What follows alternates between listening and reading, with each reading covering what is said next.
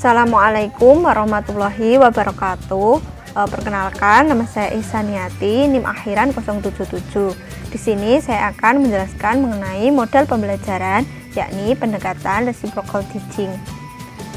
Nah, pada pendekatan reciprocal teaching, saya akan menjelaskan mengenai konsep dasar, yang kedua langkah-langkah pembelajaran, kemudian kelebihan dan kekurangannya. Nah, yang pertama yaitu konsep dasar. 1. Pengertian pendekatan reciprocal teaching. Nah, reciprocal teaching ini diperkenalkan pertama kali oleh Palinsker pada tahun 1982. Hal ini berawal ketika ia menemukan beberapa muridnya yang mengalami kesulitan untuk memahami sebuah teks bacaan dalam bahasa Inggris. Siswa tersebut dapat membaca sekumpulan teks yang diberikan tetapi tidak memahami makna dari teks yang dibacanya. Palinsker mendeskripsikan reciprocal teaching sebagai sebuah aktivitas pembelajaran dalam bentuk dialog antar guru dan siswa yang berkenaan dengan bagian dari suatu teks. Dialog tersebut tersusun atas 4 strategi. Yang pertama yaitu merangkum, kemudian membuat pertanyaan, kemudian mengklarifikasi atau menjelaskan, dan memprediksi. Guru dan siswa bergiliran dalam memimpin sebuah dialog tersebut dengan menerapkan 4 strategi tersebut. Kemudian, Ernst mendefinisikan reciprocal teaching itu sebagai suatu prosedur pengajaran yang dirancang untuk mengajarkan kepada siswa tentang strategi-strategi kognitif dan membantu siswa untuk memahami materi pembelajaran dengan baik. Kemudian yang selanjutnya yaitu Trianto mengatakan bahwa pengajaran terbalik atau reciprocal teaching merupakan pendekatan konstruktivis yang berdasar pada prinsip-prinsip pembuatan atau pengajuan pertanyaan. Pengajaran tersebut melalui kegiatan belajar mandiri sehingga peserta didik mampu menjelaskan temuannya kepada pihak lain serta dapat meningkatkan kemampuan siswa dalam belajar mandiri. Yang kedua yaitu karakteristik pendekatan reciprocal teaching.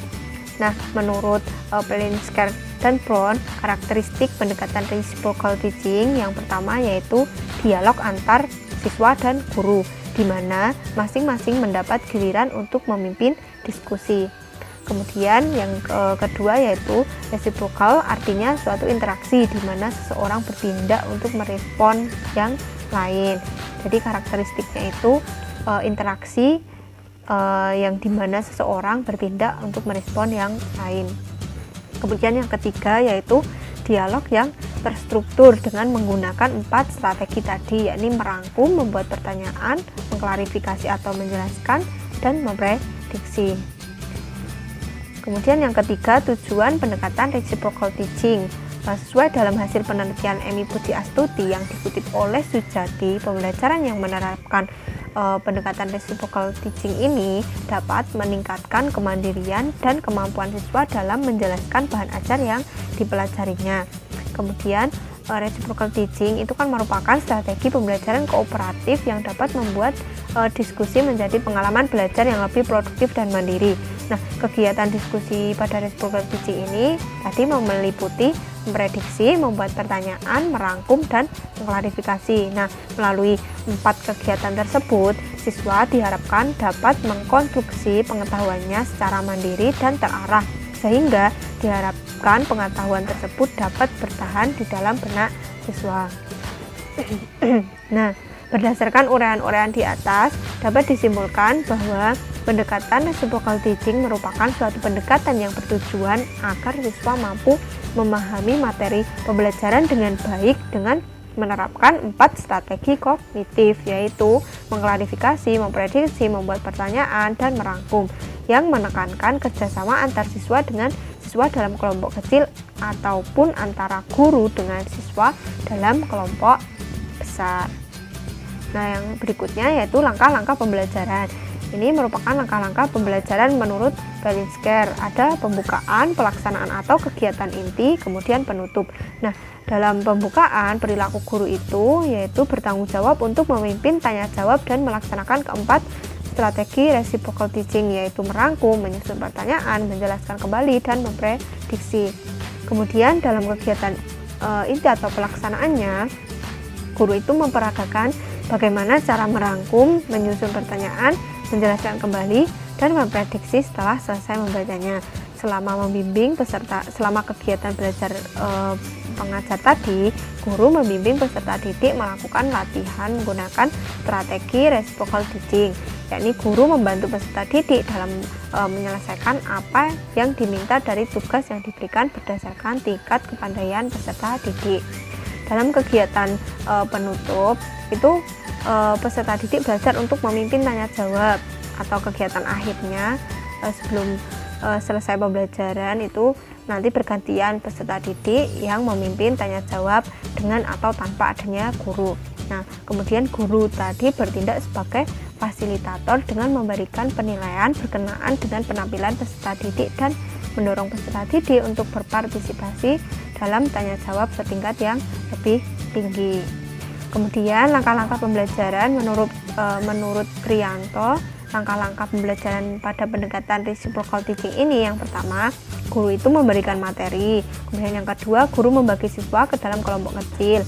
Yang ketiga, disediakan teks bacaan materi yang dapat diselesaikan kira-kira satu pertemuan. Kemudian dijelaskan pada segmen pertama itu guru yang bertindak sebagai gurunya. Kemudian siswa diminta untuk membaca atau memahami materi tersebut. Kemudian yang selanjutnya itu jika siswa telah selesai membaca, dilakukan seperti memprediksi, mengidentifikasi dan mengklarifikasi, atau kemudian membuat atau mengajukan pertanyaan dan membuat rangkuman. Siswa diminta untuk memberikan komentar tentang pengajaran yang berlangsung. Yang selanjutnya itu dilanjutkan dengan bagian materi yang berikutnya, dan dipilih satu siswa itu menjadi guru siswa, yakni siswa yang mengajarkan atau menjelaskan kepada siswa lainnya atau memimpin diskusi tadi. Kemudian yang selanjutnya, siswa dilatih atau diarahkan berperan sebagai guru siswa sepanjang kegiatan itu. Kemudian yang terakhir, pada hari-hari berikutnya, semakin lama guru itu mengurangi peran dalam dialog tersebut, sehingga guru siswa dan siswa lain itu berinisiatif sendiri menangani kegiatan tersebut. Peran guru selanjutnya itu hanya sebagai moderator, kemudian menjaga agar siswa tetap berada dalam jalur dan membantu mengatasi kesulitan yang ada pada pembelajaran tersebut. Kemudian yang selanjutnya itu mengenai kelebihan pendekatan reciprocal teaching.